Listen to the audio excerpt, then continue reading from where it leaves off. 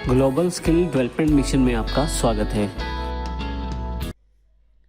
Hello friends, triple C की इस series में आपका स्वागत है। मेरा नाम है वीरेंद्र सिंह। पिछले सेशन में हमने व्यू मेन्यू के काफ़ी सारे ऑप्शंस की जानकारी ली। आइए अब अगली कमांड की बात करते हैं। इंसर्ट में जाकर सबसे नीचे हेडर फुटर। हेडर फुटर क्या है?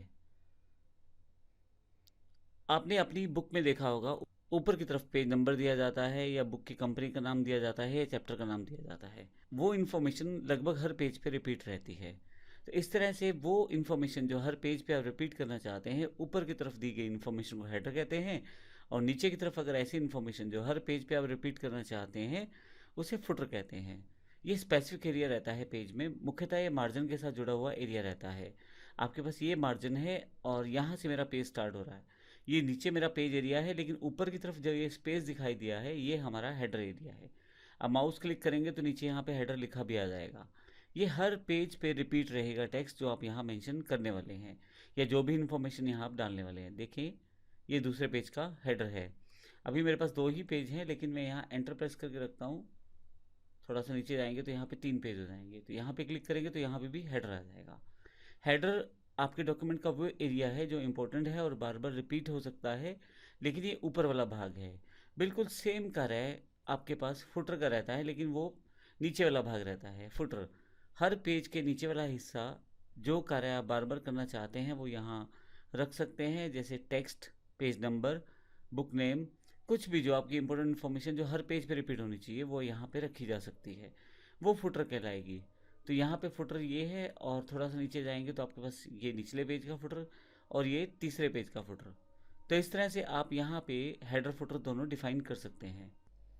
आइए देखते हैं हेडर फुटर में कार्य किस प्रकार से करते हैं। आप इंसर्ट पर जाकर यहाँ पे हेडर फुटर में अगर हेडर इंसर्ट करना चाहते हैं तो डिफ़ॉल्ट स्टाइल सेट कर लें, और फुटर करना चाहते हैं तो उसका भी डिफ़ॉल्ट स्टाइल मैंने ऑलरेडी सेट कर लिया है। जब मैं माउस हेडर एरिया में क्लिक करता हूँ तो आप देखेंगे कि इस एरिया में मेरे पास टाइप करने की जगह आ गई है और एक बाउंड्री डिफाइन हो गई है कि ये हेडर एरिया है। अब ये हेडर का डिफ़ॉल्ट स्टाइल है। आप चाहें तो फॉर्मेट हेडर यानी कि फॉर्मेटिंग के बेसिक टूल्स अवेलेबल हैं, उनका प्रयोग कर सकते हैं। बॉर्डर एंड बैकग्राउंड इत्यादि प्रयोग कर सकते हैं। ये देखें, अलग अलग तरह के बॉर्डर टूल्स हैं। और इसके अलावा आप चाहें तो हेडर को डिलीट कर सकते हैं। आप पेज नंबर भी यहाँ इंसर्ट कर सकते हैं और पेज काउंट भी। आइए पेज नंबर और पेज काउंट यहाँ इंसर्ट करके देखते हैं। इसके लिए पहले मैं यहाँ पे टाइप कर लेता हूँ, ताकि जब मैं ये प्रयोग करूँ पेज तो मुझे याद रहे कि ये है क्या एग्जैक्टली। तो अभी मैं पेज नंबर टाइप कर देता हूँ, थोड़ा सा स्पेस देके, पेज काउंट, उसके बाद this is header.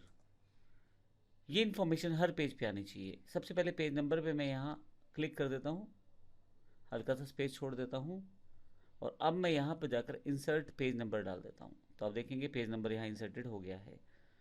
Page count पर जाकर यहाँ पे मैं पेज काउंट डाल देता हूँ। टोटल मेरे पास 3 पेजेस हैं। नीचे की तरफ अगर आप देखें तो यहाँ 3 पेजेस दिखाई दिए गए हैं। तो 3 पेजेस यहाँ पे उसने इंसर्ट कर दिए हैं। ये दिस इज हेडर एक इन्फॉर्मेशनल लाइन मैंने वैसे ही ऐड कर दी है।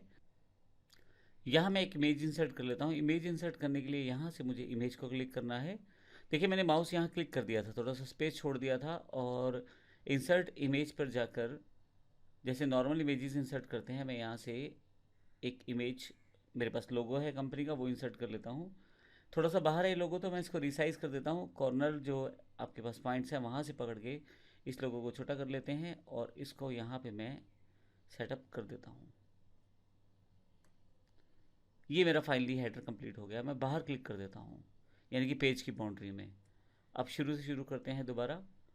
आपके पास पेज नंबर 1 है, टोटल पेज 3 है, दिस इज़ हेडर लिखा हुआ है, और साथ में एक इमेज भी दिखाई गई है। लेकिन जैसे ही दूसरे पेज पे जाऊँगा वहाँ भी रिपीट हो गया है, लेकिन पेज नंबर चेंज हो गया है, पेज काउंट भी चेंज हो गया है, और बाकी दोनों चीज़ें सेम है। फिर नीचे तीसरे पेज पे, तो मुझे ये इन्फॉर्मेशन बार बार ना तो टाइप करनी पड़ी है ना सेटअप करनी पड़ी है। एक ही बार मैंने ये सारी जानकारी सेटअप कर दी है हेडर में, तो वो सेटअप हो चुकी है। अगर आप हेडर को एडिट करना चाहते हैं दोबारा, तो क्लिक करें ऊपर वाले पार्ट में और आप कुछ भी यहाँ पे चेंज कर सकते हैं। जैसे एग्जांपल में दिस इज़ माय हेडर कर देता हूँ, तो ये जो चेंज आपने किया है ये हर पेज में दिखाई देगा ऊपर वाली भाग में, क्योंकि हेडर जो है ऊपर वाला सेक्शन कहलाता है। इसी तरह से आप फुटर वाले सेक्शन में काम कर सकते हैं। फुटर वाले सेक्शन में काम करने के लिए नीचे की तरफ आएँ, और नीचे की तरफ अगर आप आएंगे तो आपके पास फुटर एरिया अवेलेबल हो जाएगा। सेम स्टाइल है यहाँ पे, जो डिफ़ॉल्ट स्टाइल यहाँ फुटर का अप्लाइड है। फॉर्मेट फुटर पहला ऑप्शन है जो आपके पास नॉर्मल टूल्स फॉर्मेट के लिए है। बॉर्डर बैकग्राउंड है, आप फुटर को डिलीट करना चाहें तो यहाँ से, और अगर आप ये पेज नंबर और पेज काउंट डालना चाहें तो यहाँ से। ये सारी इन्फॉर्मेशन दोबारा डाली जा सकती है, लेकिन मैं सिंपल लाइन लिख देता हूँ, दिस इज़ फुटर। और फाइनली मैं बाहर क्लिक कर देता हूँ ताकि मैं हेडर और फुटर के एरिया से बाहर आ जाऊँ।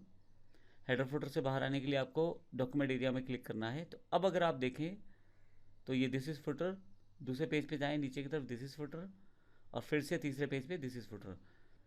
तो इस तरह से जो इन्फॉर्मेशन आपकी इंपॉर्टेंट है और आप हर पेज पे रिपीट करना चाहते हैं, ऊपर वाले हिस्से में रिपीट करेंगे तो हेडर कहलाएगा, नीचे वाले हिस्से में रिपीट करेंगे तो फुटर कहलाएगा। किसी कारण से आपको हेडर फुटर नहीं चाहिए तो आप माउस फिर से क्लिक करें और यहाँ से डिलीट हेडर कर दें। कन्फर्मेशन मैसेज है, यस करें, और आपका हेडर डिलीट हो चुका है। फुटर वही है, आप देखें अब किसी भी पेज पे हेडर नहीं है। तो इस तरह से आप हेडर फुटर का इस्तेमाल कर सकते हैं।